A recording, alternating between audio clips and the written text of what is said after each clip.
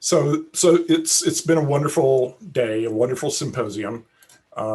We had 3.5 talks that focused really on human neuroscience. Michael Kahana on the electrophysiology of human memory, Amy Bastian on her beautiful work on motor learning and relearning after stroke.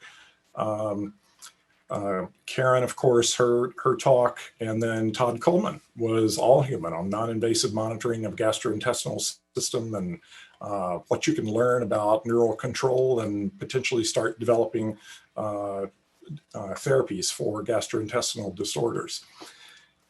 We span the gamut here from really molecular and cellular kinds of analysis of glial tumors with Michelle's beautiful talk, Michelle Monier's beautiful talk that started us off today, all the way to devices that give us ways to intervene in neural processes, both invasively and non-invasively.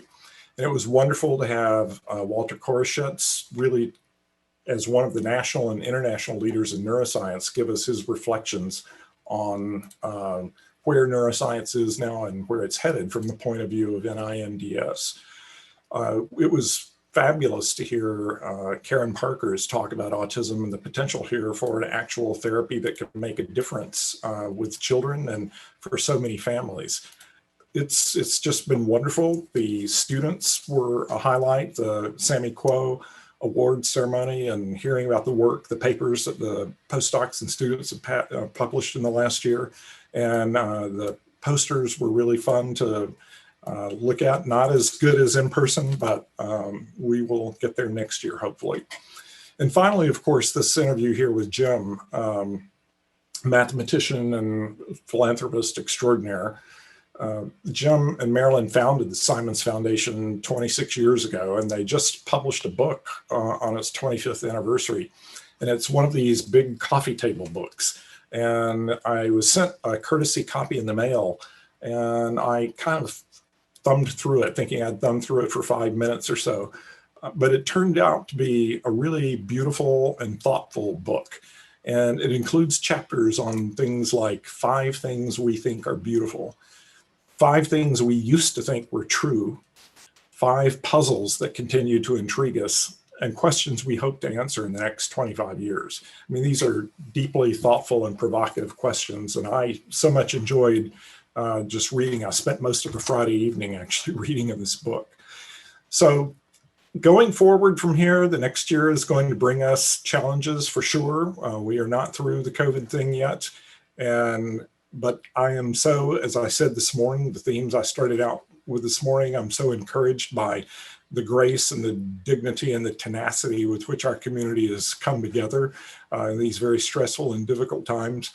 And I was having a conversation with someone in the Institute recently, both of us feeling a little bit guilty about how long the to-do lists were and things that we had not gotten done and all of the competing concerns in this era of COVID here. We both sort of reflected about it and said to each other in the end, we just need to give each other a break. During a time of considerable stress and anxiety coming at us from all kinds of directions, we need to understand that everyone's performing at the highest level they can, and none of us are going to perform at the highest level we aim for, and we need to give ourselves a break.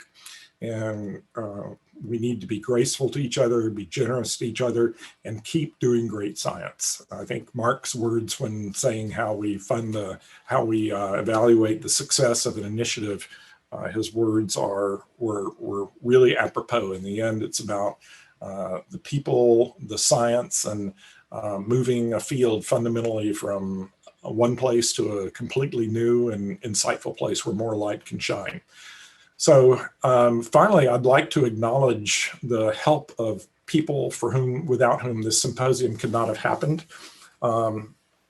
This slide here tells the story, basically.